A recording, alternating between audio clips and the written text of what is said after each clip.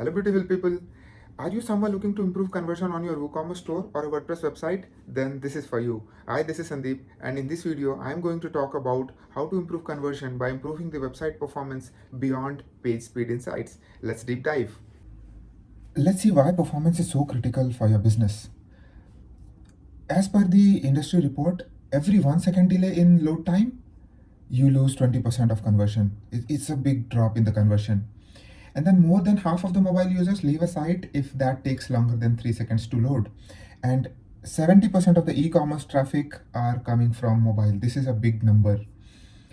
And then third and other important thing is, by just improving 100 millisecond load time in your page, you can boost up to 8.4% of conversion. So these are the three reasons why you should always aim for a high performance store or a high performance website. Now let's see about three pillars of a fast website. And I'm going to talk about all of these in detail. Let's first see the infrastructure. It involves often like your hosting, your server, and network, all about that. So if you're using Shopify, for example, you get most of these benefits out of the box because they provide CDN and other improvement things. But if you are not using Shopify, if you are running WooCommerce on WordPress or a plain WordPress website, then you need to take care of this infrastructure improvements as well. And first and basic thing is, if you are not using CDN, that's the basic thing, get it done. There are a couple of CDN providers, for example, Cloudflare. You can start with a free tier of Cloudflare. Then there are premium services like AWS CloudFront. Then there's a cost-effective solution also, Bunny CDN. So there are multiple CDN options. Go for one, and you can start with Cloudflare. And again, when I'm taking any brand name, I'm not associated or affiliated with any of these brand. Then there are server-side performance and like caching, like Redis. They cache your database objects, database queries into a local memory to be queried faster next time. And then SSD's storage, like SSD should be now available on most of the hosting, but server-side caching like Redis is still a premium segment hosting feature, and you can get it from premium hosting services like WP Engine or Kinsta. And again, I'm not affiliated or associated with any of these brands. So that's about the infrastructure. Second focus area should be on your page optimization. So infrastructure, right? Infrastructure is all about how your assets are getting transferred over the network. And this is about your server and the network. Now that your content is reaching to your user in the browser, we'll talk about how to optimize loading those resources. So for example, JavaScript, right? And these are all on-page resources. For example, optimizing JavaScript. So a common advice, right? When your visitors are loading the page, it's not at all necessary to load JavaScript at the same time. Let the content to come first, because JavaScript is all about providing interactivity to your website and collecting some analytics. So they are not at all critical when the page is loading. Let the page load and defer all JavaScript unless you are using a carousel or a slider on your page. And again, slider is a big bump on your performance, so avoid carousels and sliders. But mostly JavaScripts are not needed when a page is loaded, so avoid them, defer loading them. CSS improvement also has two parts. So one is critical CSS, the CSS needed to render the above the fold content, which is visible when your visitor loads a page.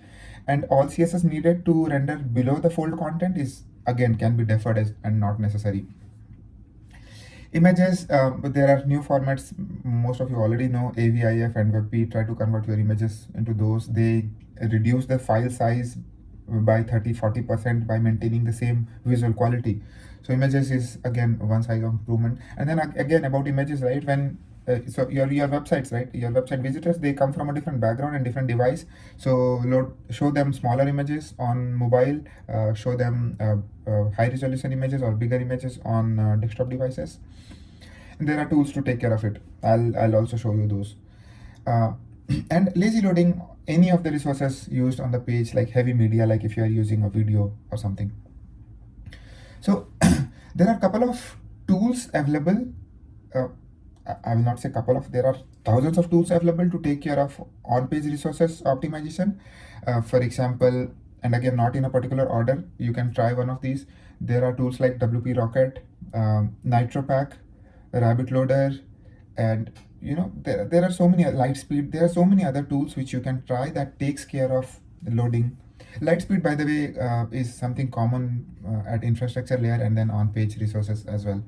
So there are thousands of tools. Just go and search PageSpeed on WordPress plugin repository and you will find so many of them there. So this is needed. And then third thing is about optimizing the user journey. And these three pillars that I'm talking about, none of these are optional, all of them are needed. This is about optimizing the user's journey.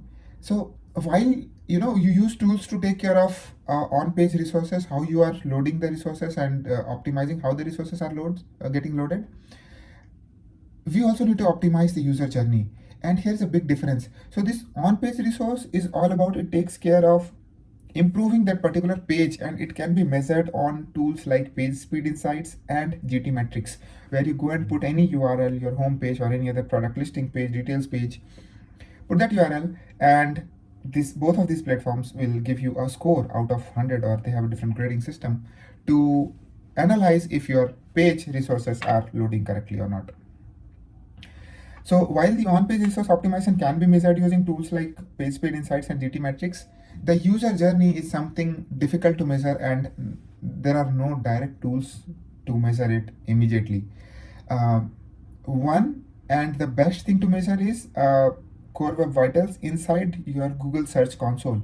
So in the left menu, if you go to Google Search Console, you will see Core Web Vitals, and this data is collected from Chrome real world user experience. So this is a real world user experience data, and that is why optimizing this becomes important, because your search rankings are not just dependent on how your pages are loading, but also on how your UX is compared to other websites, what Google is thinking while ranking websites for a search result.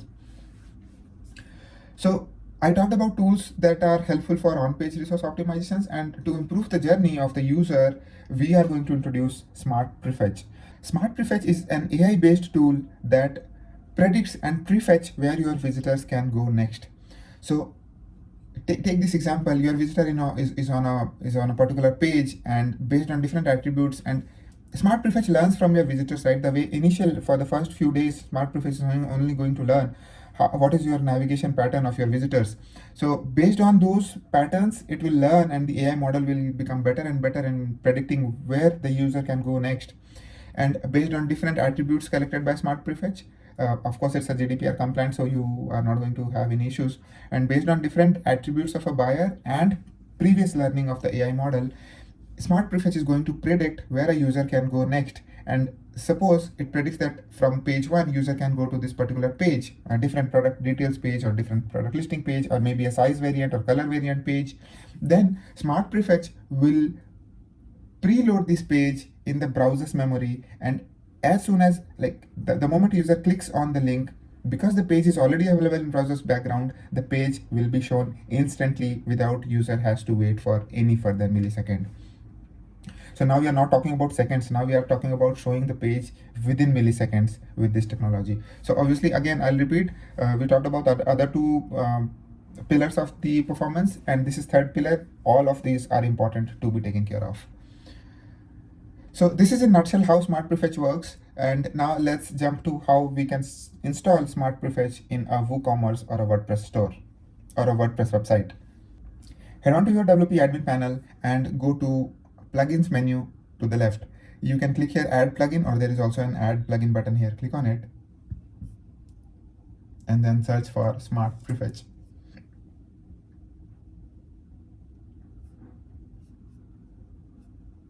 It is appearing maybe third or fourth row because this plugin is still new.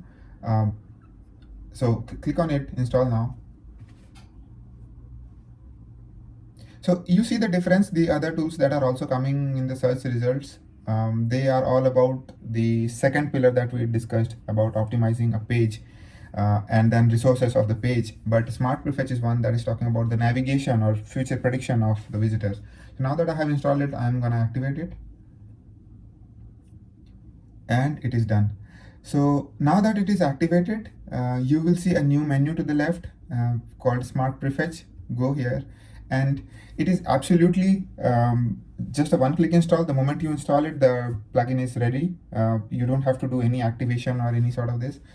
Just make sure that your website is publicly accessible. People are trying it on a website that is probably during a local development phase, or the URL is not publicly accessible. In that case, the tool may not work. So make sure your website is online and accessible over the internet.